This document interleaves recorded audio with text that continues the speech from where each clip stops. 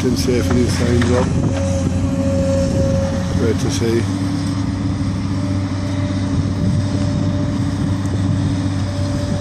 Bit of a history in that bungalow. Gary McMahon. Go back a long time, some great times there.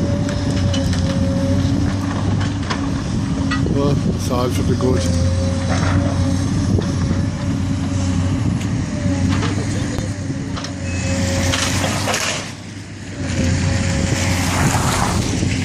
It'd be great now if you could see the Limerick City Council get involved there and help the monks there with their fence at the back of the playground for the kids. To see it being re-erected again. The walls built properly this time.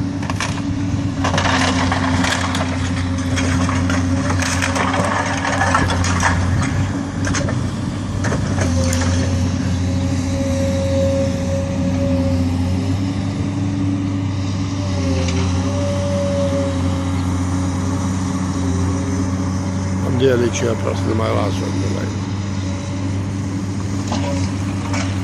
All the people of the people.